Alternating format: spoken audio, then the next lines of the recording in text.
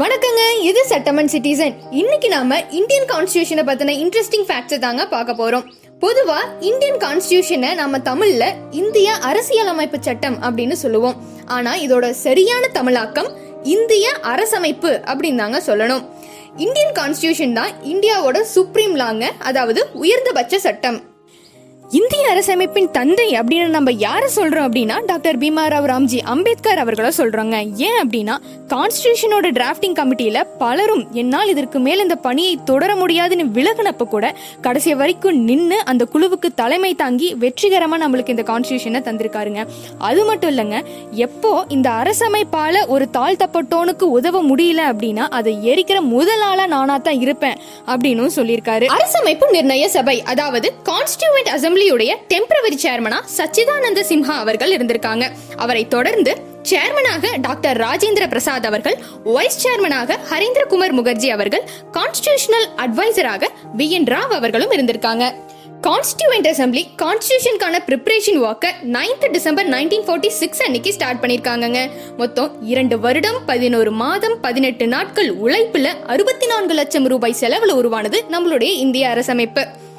கான்ஸ்டிடியூஷனோட drafting committee கான்ஸ்டிடியூஷனோட final டிராஃப்டை ஒப்புதலுக்கு வைக்கிறதுக்கு முன்னாடி அதுல 2000 முறை சட்ட திருத்தம் செஞ்சிருக்காங்க. கான்ஸ்டிடியூஷனோட ஃபைனல் டிராஃப்டை ப்ரிப்பேர் பண்றதுக்காகவும் அதை ஒப்புதலுக்கு வாங்குறதுக்காகவும் மொத்தமா 11 முறை நம்ம பாராளுமன்றத்தை கூட்டியிருக்காங்க. கான்ஸ்டிடியூஷனோட ஃபைனல் டிராஃப்ட்ல 395 ஆர்டிகல்ஸ், 22 பார்ட்ஸ், 8 ஷெட்யூல்ஸ் இருந்திருக்குங்க. இது வரைக்கும் கான்ஸ்டிடியூஷன்ல 104 டைம்ஸ் அமெண்ட்மெண்ட் கொண்டு வந்திருக்காங்க. ஸோ அதை பேஸ் பண்ணி ஆர்டிகல்ஸோட எண்ணிக்கையை 448, 447 அப்படிலாம் சொல்லுவாங்க. ஆனால் நடந்த அமெண்ட்மெண்ட்ஸ் எல்லாமே இடைச்சூறுகள் மட்டும்தாங்க. ஸோ ஆர்டிகல்ஸோட எண்ணிக்கை அப்படின்னா நம்ம 395 அப்படின்னு தாங்க சொல்லணும். அது தவிர 25 பார்ட்ஸ், 12 ஷெட்யூல்ஸ் இருக்குங்க. இந்திய அரசமைப்போட சிறப்பம்சங்கள் என்னென்ன அப்படின்னு பார்த்தோம்னா, உலகத்திலேயே மிக நீளமான அரசமைப்புனா அது நம்ம இந்திய அரசமைப்பு தாங்க. இந்திய அரசமைப்பை bags of borrowings, patch works அப்படிலாம் சொல்லுவாங்க. ஏன் அப்படின்னா பல்வேறு நாட்டில் இருக்க கான்ஸ்டிடியூஷனோட சிறப்பம்சங்களை எடுத்து தொகுத்து நம்மளுடைய கான்ஸ்டிடியூஷனை உருவாக்கியிருக்காங்க. ஃபார் எக்ஸாம்பிள், நம்ம அரசமைப்போடைய மேஜர் பார்ட்டை பிரிட்டன்ல இருந்து எடுத்திருக்காங்க. நம்மளுடைய ஃபண்டமெண்டல் ரைட்ஸ், அடிப்படை உரிமைகள், பிரியாம்பிள் அதெல்லாம் அமெரிக்கன் கான்ஸ்டிடியூஷன்ல இருந்து எடுத்திருக்காங்க. எமர்ஜென்சி அண்ட் இட்ஸ் ரூல்ஸ் எல்லாமே ஜெர்மனியில இருந்து எடுத்திருக்காங்க. நம்மளுடைய அரசமைப்பினுடைய சட்ட திருத்தங்கள், அமெண்ட்மெண்ட்ஸ் எல்லாமே சவுத் ஆப்பிரிக்கன் கான்ஸ்டிடியூஷன்ல இருந்து எடுத்திருக்காங்க. இந்திய அரசமைப்போட ஒவ்வொரு பக்கத்திலயுமே ஆர்ட் ஒர்க்கால ஃபில் பண்ணிருக்காங்க. சாந்தி நிகேதன் பிரஸ் சேர்ந்த பெஸ்ட் ஆர்டிஸ்ட வச்சு இந்த ஆர்ட் ஒர்க் எல்லாமே பண்ணிருக்காங்க. இதற்கு தலைமை தாங்கினவர் ஆச்சாரிய நந்தல போஸ். இந்தியாவுக்கு நேஷனல் லாங்குவேஜ், நேஷனல் ரிலீஜியன் அப்படின்னு எதுவுமே கிடையாதுங்க. இந்தியன் கான்ஸ்டிடியூஷனோட ஷெட்யூல் 8ல 22 மொழிகளுக்கு அங்கீகாரம் கொடுத்திருக்காங்க. ஆனா அதுல இங்கிலீஷ் இல்லைங்க. ஆனா இன்ன வரைக்குமே நம்ம இங்கிலீஷை அபிஷியல் லாங்குவேஜா வச்சிட்டு இருக்கோம். அதற்கு எதுல இருந்து ரைட்ஸ் வருது அப்படின்னா ஆர்டிகல் 343ல இங்கிலீஷை அபிஷியல் லாங்குவேஜா அனௌன்ஸ் பண்ணிருக்காங்க.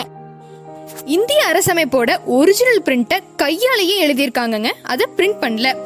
இந்தியன் கான்ஸ்டிடியூஷனை இங்கிலீஷ் அப்புறம் ஹிந்தி இந்த 2 லாங்குவேஜ்லயும் எழுதியிருக்காங்க. இந்தியன் கான்ஸ்டிடியூஷனை இங்கிலீஷ்ல எழுதினவர் பேர் பிரேம் பிஹாரி நரேன். அவர் எழுதின font style flowing italic style. அதை ஹிந்தியில எழுதினவர் பேர் வசந்த் கிருஷ்ண வைத்யா.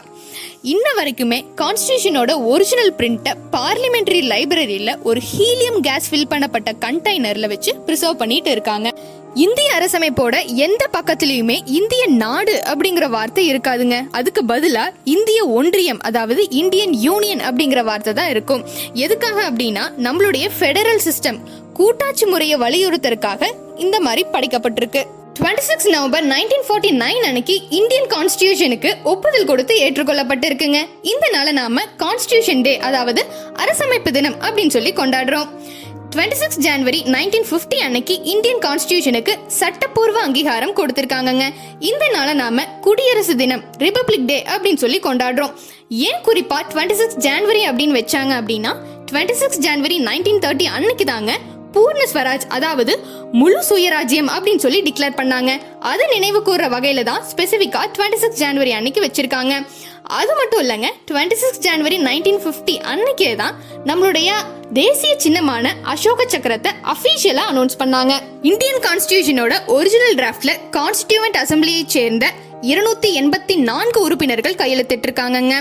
கான்ஸ்டியூவன்ட் அசம்பிளியுடைய மொத்த உறுப்பினர் எண்ணிக்கை 299. ஆனா கையெழுத்திடுற அன்னைக்கு 284 பேர் மட்டுமே வந்திருந்ததுனால அவங்க மட்டும் கையெழுத்திட்டு இருக்காங்க. இந்தியன் கான்ஸ்டியூஷனை நம்ம எவ்வளவு ப்ரீஷியஸா கன்சிடர் பண்றோம் அப்படின்னா, மற்ற எல்லா நாட்டிலையுமே உறுதிமொழி எடுக்கும்போது இந்த நேம் ஆஃப் காட், அதாவது கடவுளின் பெயரால் அப்படின்னு தான் ஆரம்பிப்பாங்க. ஆனா நம்ம நாட்டுல மட்டும்தாங்க இந்த நேம் ஆஃப் கான்ஸ்டியூஷன், அரசமைப்பின் பெயரால் அப்படின்னு ஆரம்பிப்போம். ஸோ கடவுளுக்கு இணையா நம்ம கான்ஸ்டியூஷனை வச்சு பார்த்துட்டு இருக்கோம். உங்களுக்கு இந்த வீடியோ பிடிச்சிருந்தா லைக் பண்ணுங்க, ஷேர் பண்ணுங்க, கமெண்ட் பண்ணுங்க, அண்ட் ஆல்சோ சப்ஸ்கிரைபும் பண்ணிடுங்க.